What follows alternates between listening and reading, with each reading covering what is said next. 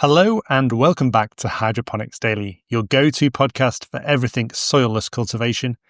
I'm your host, Dr. Russell Sharp, and today we're talking about whether you can grow cacti hydroponically. So I'm talking just about cactuses, cacti. And I'm not talking about succulents, and I'm not talking about those plants that look like cacti, but are actually euphorbia. We're just talking about the cactus family. And I thought this would be an interesting one to talk about. Didn't do any research. I allowed ChatGPT to randomly talk rubbish. Had a look on Reddit, had a look on other sources, seen if anyone's growing cactuses, cacti commercially. And basically the answer is yes, you can grow cacti hydroponically. However, nobody's doing it commercially, as far as I'm aware. And those that are doing it, they don't look great. So the answer is yes and no. And I think the main reason for that is obviously that cacti, if they're going to suffer from anything, they're going to suffer from root rot. And that's going to be a big issue in hydroponics. And so that's one big fundamental flaw. So, but there are a number of people using deep water culture, which is unusual. And the cacti can flourish in that, even though they're constantly submerged. However, you would need to make sure that the oxygen levels are kept very high. The nutrient levels are kept fairly low because they're not a high nutrient demanding plant and they're going to grow slowly, and that you've got a stable environment, and that crucially as well, that the pathogens are controlled. And when you control the pathogens, that you don't harm the roots in the process. So if you're using things like hydrogen peroxide, they can damage the roots, make them weaker and even more susceptible to rot if you're not careful.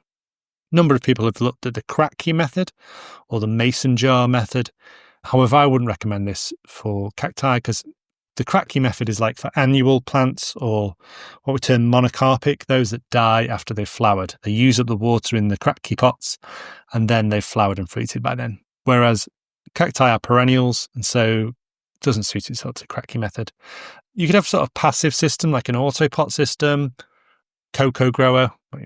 Some people term it hydroponics. However, it's basically hand watering with hydroponic nutrients. It's not a recirculatory system. That's probably your halfway house for cacti. The one crop that is actually not ornamental for cacti is Opuntia, prickly pears, and that can be grown with DWC.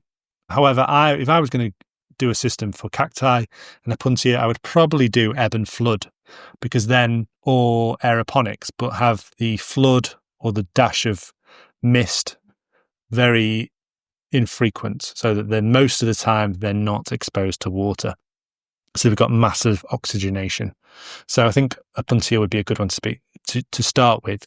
Opuntia is so if you've not seen prickly pear, they've got like flat, like the palm of your hand, all your fingers together, stems, and they produce these colourful fruits that are called prickly pears. They're not related to pears, but they are fairly tasty, and they can be sold as a crop. And the beauty of Opuntia is that they are very resistant to root rot and to environmental stresses compared to normal cacti or other cacti. And so you could there's a couple of potential reasons why Opuntia would do well in hydroponics, either in a glass house or a grow room. That's because they can tolerate much higher temperatures. And so you can really increase the light levels. They'd be good in urban environments because they're very tolerant of ozone. And they absorb the CO2 when the lights are off. And so you could look at, there might be a CO2 enrichment system that is only available at certain times of the day, and you could just flood the plants at that time when the lights are off, because they have something called CAM metabolism, or CAM photosynthesis, which stands for crassulaeic acid metabolism. They basically absorb carbon dioxide into a acid at night and then convert that acid into sugars in the daytime when there's photosynthesis. So there could be some funky things you could do around CO2 enrichment. You don't want to be giving them CO2 during the day when the lights are on, because they can't absorb it as well. Other things you need to consider is that when you take cuttings, they're called heel cuttings, and they need to dry and form a callus for several days to seal them before the roots will form. Sort of substrates you might want to use, expanded clay would be my choice to go with first for an ebb and flood system. Pumice would be after that. I wouldn't go for perlite because you'd probably get aluminium toxicity early on. Obviously, water levels and EC controllers, pH would have to be really on point, and aeration, using air stones if you're using DWC. Even if you're not, even if you're using ebb and flood, your reservoir needs to be kept aerated, and if you're keeping it aerated, you have to control microbial growth in it, so that's something to consider.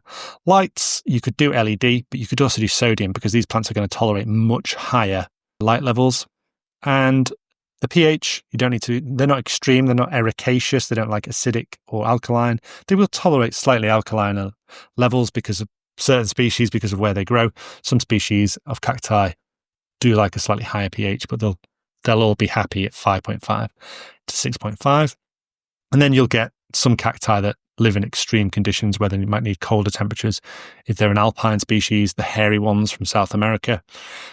And then there is one species that produces normal leaves and looks like a normal plant. And you can use that for grafting. What's the name of that one? Let me just stop there. Pereschia. And you can use Pereschia as a rootstock. So you could graft on cacti that are very sensitive to root rot onto your Pereschia rootstock, potentially, if they are compatible. And you could do some funky things around that as well.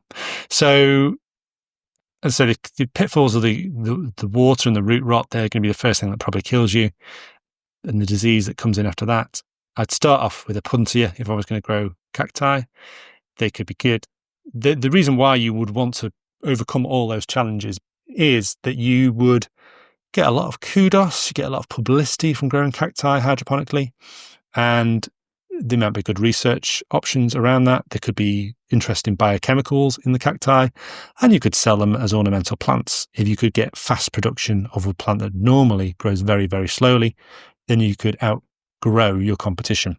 So hydroponic cacti cultivation is not commercial at the moment, but it could be, and it could be a massive opportunity for anyone who's looking to set up a commercial hydroponic system. Forget leafy greens with low margins, high value cactus in Norway or Finland or something like that. Could be the next frontier in hydroponics. Someone will try and copy you as quickly as you can set up a commercial one, but because there are good challenges in your way, you can overcome these with novel, interesting, and smart ways. Then you can stop other people. You can put a barrier, a moat around your business. And that's what, all good investors are always looking for, moats around businesses. So something to think about. One for the future, hydroponic cacti. Yeah. Let me know if you've tried it. Let me know if you failed or succeeded. That's been Hydroponics Daily for today. Thank you very much for listening.